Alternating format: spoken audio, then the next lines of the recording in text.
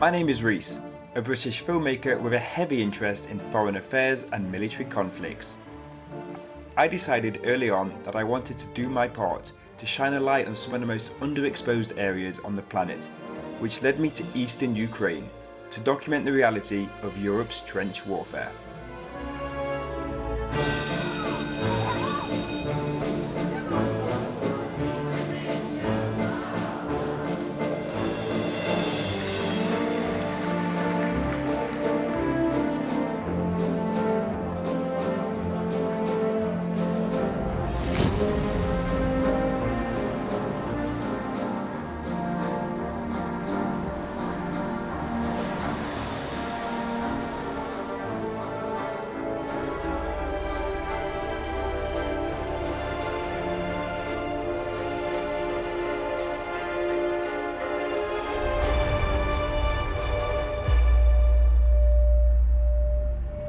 When a successful pro-European revolution installed a new government in Ukraine, the Russian retaliation of annexation and arming of rebels plunged the country into war. Fierce fighting raged in the east, with neither side being able to deliver a finishing blow. As the death count passed 10,000, both sides agreed to a ceasefire, which took Ukraine out of the news cycle and led many people to believe the war was over.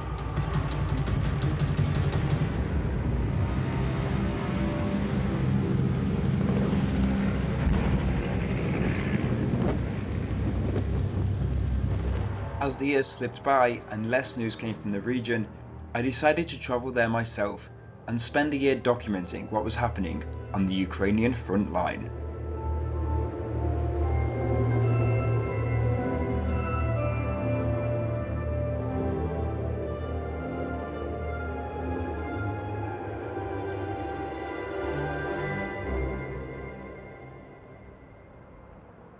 Since the ceasefires had been signed in 2015, it was incredibly difficult to find any English articles, documentaries, or even news coverage, which is what led me to put all my kit in my car and drive 2,000 miles across Europe to visit the front line of Europe's forgotten war.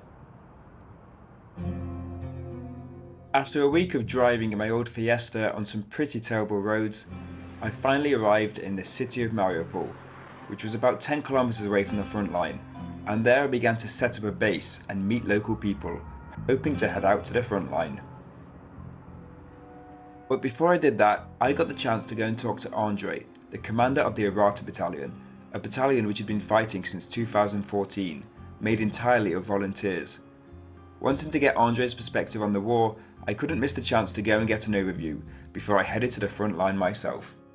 На територію моєї землі, на Україну, вторглися окупанти, задурманили голови людей, які проживали на Донеччині, Луганщині, в Криму. Під цим приводом завели свої війська, техніку, своїх інструкторів. Вбили десятки тисяч моїх громадян моєї держави. Вбили більше сотні моїх друзів, особистих друзів. Всі мої переживання і емоції навколо цього.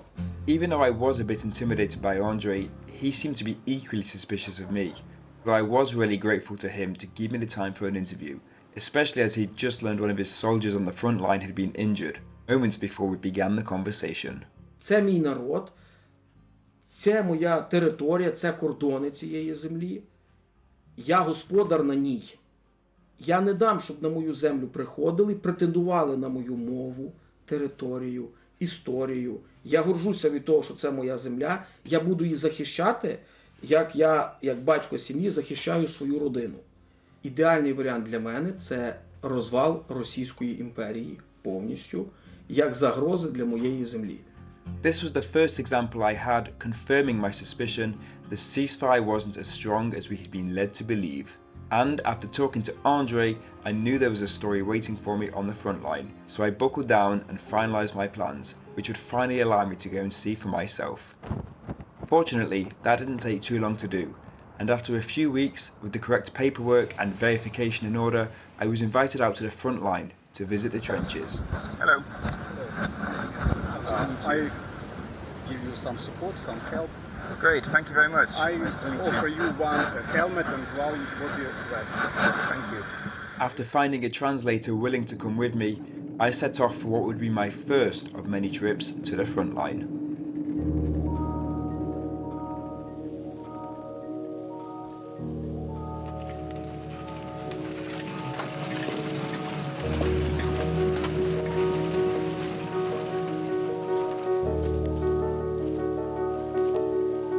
It's such a surreal feeling to step out from the hustle and bustle of the city to just a few miles away, where you're on a front line being invited inside a really well established, deep-rooted trench network that you can see stretching for miles and miles, filled with soldiers and equipment.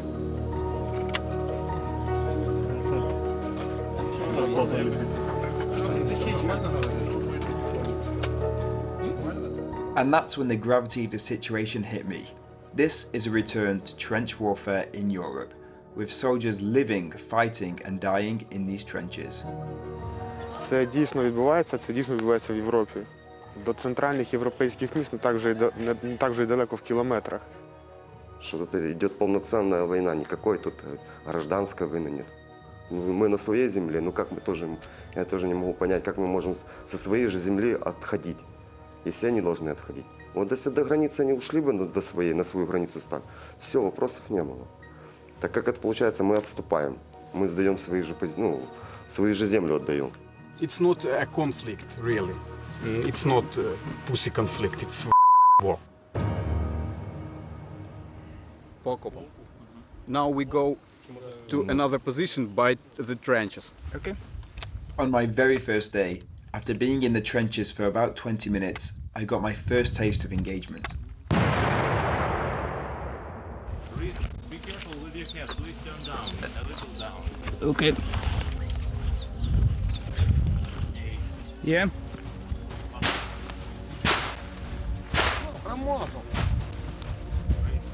Yes. What, sorry? Faster, faster, run.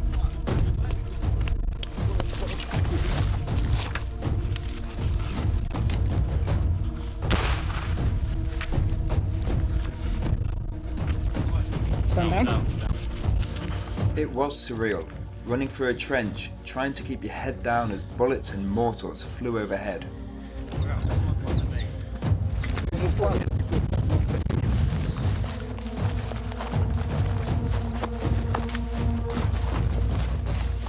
Be careful, man. Yes.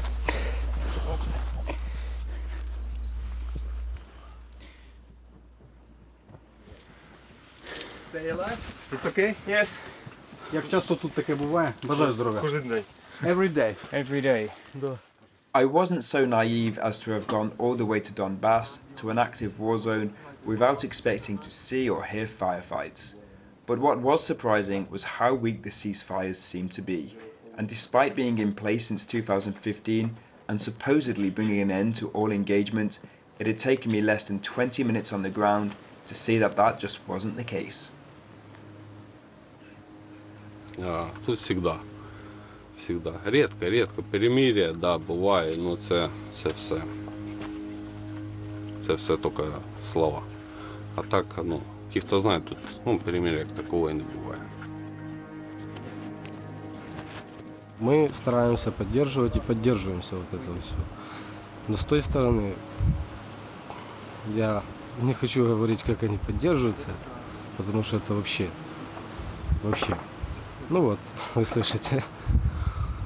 Ну и каждый день, считайте, в основном это только стемнело, а сейчас уже раньше темнее, начинаются это. Ну як, їхнє поведіння нічого не змінило, кожен день обстріли є. Ще ж коли я прийшов з весни 16-го, навіть що перемир'я, що якесь затища, цього ніколи не існувало. Ніколи в житті не було.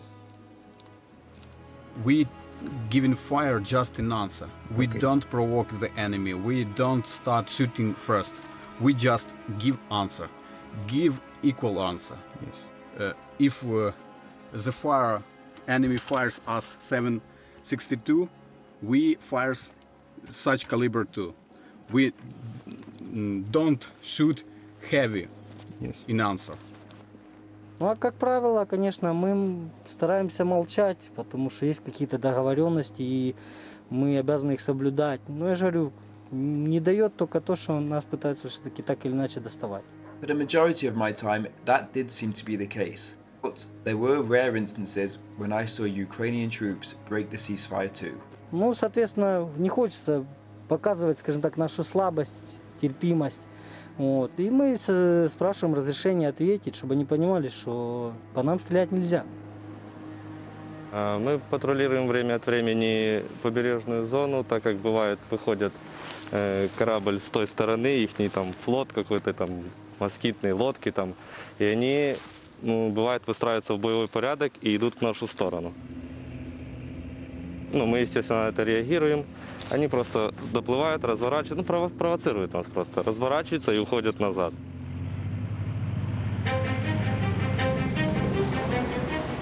Having spent so many months on the front line, I wanted to expand my knowledge and hear some less objective views, which is how I came into contact with 3 British nationals who are now serving as Marines in the Ukrainian Armed Forces. In the beginning, I supported the separatist side because I was just reading what I read on the news. Ukraine are trying to stop the foreign intervention. There are some separatists on the east side of the country, and hence it's manifested into 2 separatist groups who are occupying the east side of Ukraine, who potentially want to be Russia. I think Russia has taken full advantage of with the Russian speakers in the east. I think they've promised them this utopia of the good old days and all that kind of stuff of what they had back in the Soviet Union or what they think they had. For the last 5 years, Ukraine has basically been under the radar with the mainstream media. And the majority of my friends and family back home don't even realise the situation on the front line. They don't even know there's a war going on. I also found time for a weekend in the capital city of Kyiv to see if I could engage local opinion of the war, which was happening nearly 400 miles away. Russia tried to catch our territory, like Crimea, Donbass, and it's they taken it by influence, by army. I think it's political conflict more than conflict between 2 countries, just political games. A lot of people from Ukraine and from Russia, they are dying every day because of Putin. Okay, I'm sounding like I hate Putin. Yeah, I hate Putin. I started to feel confident that I knew a lot about the Ukrainian side, but what still wasn't confirmed was who were they fighting against? Who were these other people on the other side? Was it just angry defectors striving to be Russian, as Russia keeps saying is the case? Or am I literally looking across no man's land at well-trained regular Russian troops, as Ukraine claims? Напротив нас противник, который состоит из российских военнослужащих, наемники из бывших стран СНГ, в основном россияне. Та я думаю, розуміють, просто може не хочуть вірити в це, то що русські напали, і це, я не знаю, в мене є там куча доказательств, спальники, вещи, сигарети їхні, телефони знаходили, сим-карти, все русське. Тобто це не то, що я видумую, це реально є доказательства, їх полно. This village, it was some kind of rest village to people who can have another one place for rest. When people has a second one, it means that it's rich people. У нас ворог, якого ми протягом років своєї історії не вважали ворогом. Дуже багато вважали їх братами. Моє прізвище російське, в мене дід з-під Ярославля.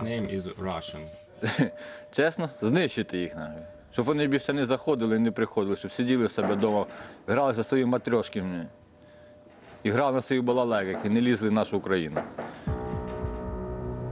I didn't think it would be very fair if I just stuck to one side and listened to only what they were telling me. So I set out doing exactly what I did when I first got to Ukraine. contacting the relevant press offices for the other side to see if I could come over there and get their side of the story. Just like with Ukraine, it wasn't long before I got a response. However, it wasn't the response I wanted. The text message I received in response to my request for interviews was, as translated, according to Article 34, responsibility of committing a group crime of the Criminal Code of the Lugansk People's Republic, you could be recognized as an accomplice of military criminals among the military forces of Ukraine and can face criminal charges for complicity, Part 1-2, Article 439, using prohibited tools and methods of warfare, and Article 440, genocide. Sanctions and imprisonment from 10 years up to a life sentence. With such threats hanging over me, it was with regret my hopeful face-to-face with the other side was unable to take place.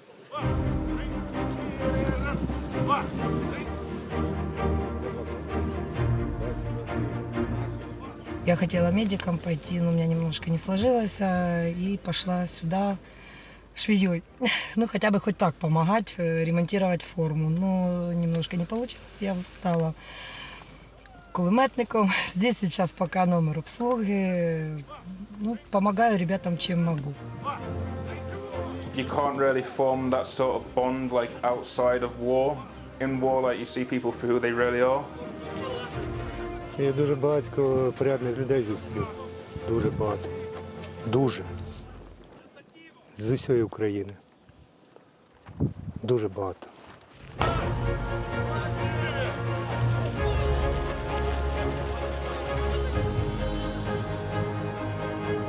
Так нехай приїжджає, бо тому що це саме повинно бути в їхньому інтересі. Ми ж не можемо знати, які там подальші наміри противника. Але вдруг Путін захоче піти в масштабний наступ. Де гарантія того, що, можливо, за рік часу у них така сама ситуація буде на дворі? До українського народу, чи він готовий сьогодні, і як він буде діяти в умовах, коли на нашу землю вторгнуться, яку відповідь надасть український народ, тому що ми всі вихідці з нього. Значить що, щоб краще жити, треба задуматися, а що ти зробив? Меньше слушали пропаганду именно вот российской, фейковой Российской Федерации, потому что, я так понимаю, туда деньги вкладаются очень огромные. Ребята, оберігайте свою землю, цінуйте свою мову і, мужики, захищайте свою родину. Україна понад усе.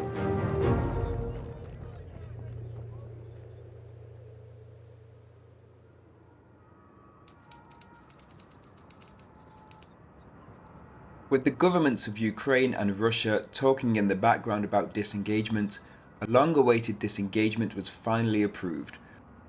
But reception to the idea of pulling back was not well received on the ground, within the army, nor among the civilian population.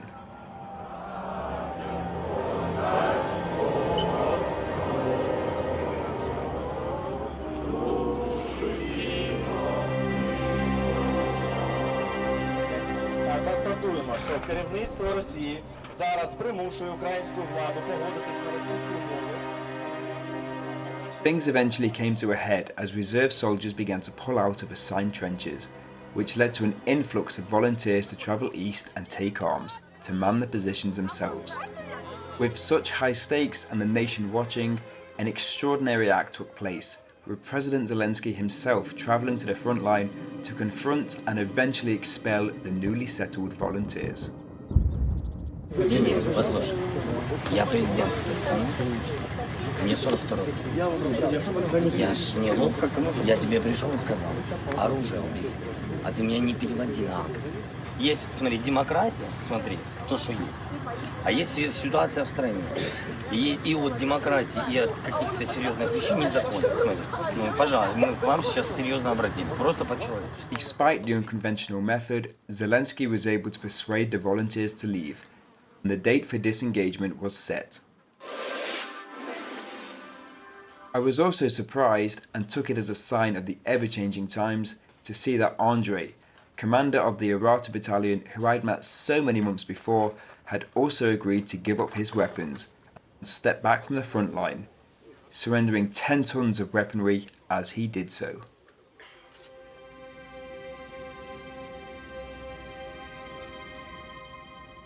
And that's how, in one foggy day in autumn, Donbass once again found itself in the centre of the press, as news teams from all over Ukraine and myself were invited to witness this historic, yet controversial, day of disengagement.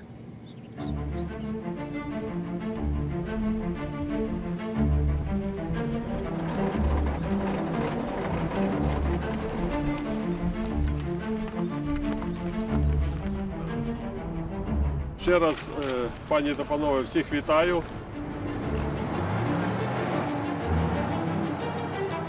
Телефонні перемовини між сторонами, українською стороною і російською стороною, відповідно, при посередництві ОБСЄ, де ще раз було підтверджено, в тому числі російською стороною, про готовність до розведення на 12-ту годину сьогодні.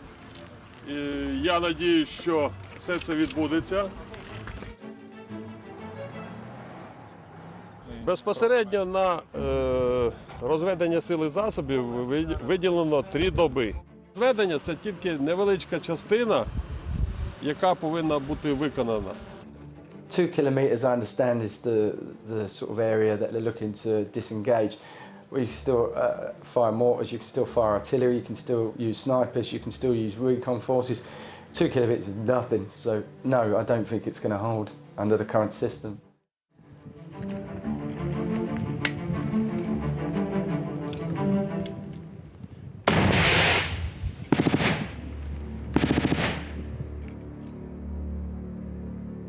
It was with a feeling of sorrow when I heard, just a few short weeks later, that soldiers and arms had been spotted again in the disengagement zones. The word disengagement seems to have been removed from the national vocabulary, with news and military suppressing all mention of it. The idea and expectation behind it being easy to forget, then admit that it never worked. As the autumn passed into winter and snow once again started to fall, mud up to my knees became a regular fixture. Активно готовимся, активно заготавливаем дрова, буржуечки, что копаемся, раскапываемся, углубляем окопы, понимаем, что зима близко и да, надо готовиться, то что. В принципе, с хлопцами ждем сюрпризов от наших, так сказать, соседей. Ну, я имею в виду, в нехорошем смысле соседей. Вот. Провокаций каких-то или, не знаю, а может, тоже есть такая штука, как алкоголь, наркотики, и человек под воздействием таких веществ может чудить все, що угодно.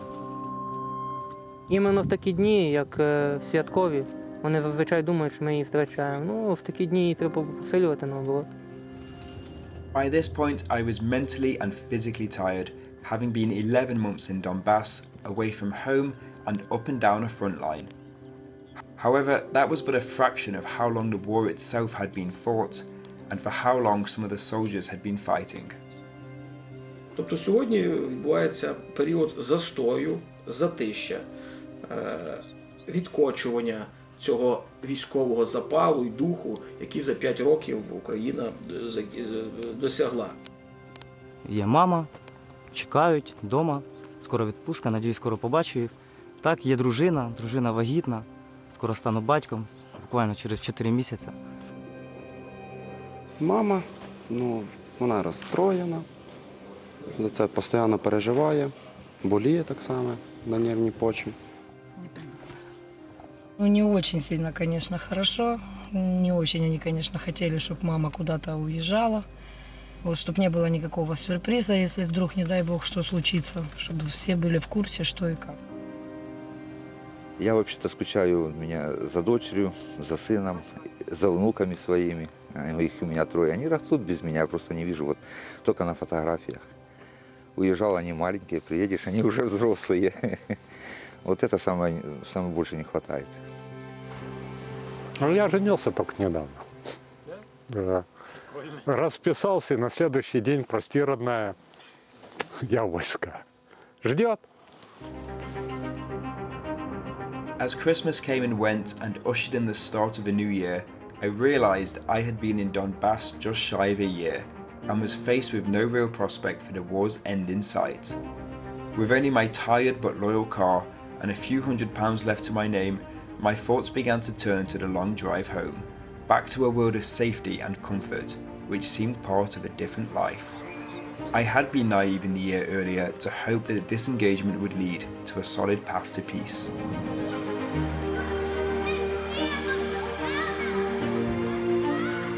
Peace can only be obtained by two sides wanting the same thing. I'm a bit dubious of whether that's going to happen. I'm not sure that Ukrainian people are ready to be friends with Russia again. 5-й рік ми воюємо і будемо воювати ще стільки, скільки потрібно для того, щоб звільнити території і покарати винних в цій трагедії.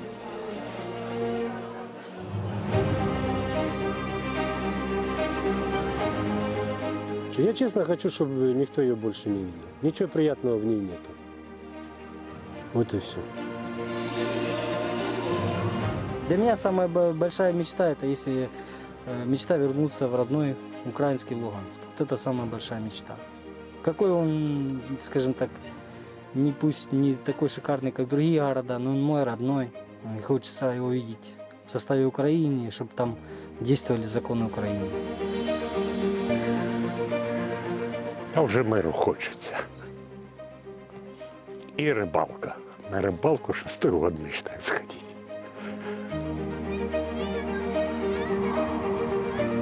Сказати?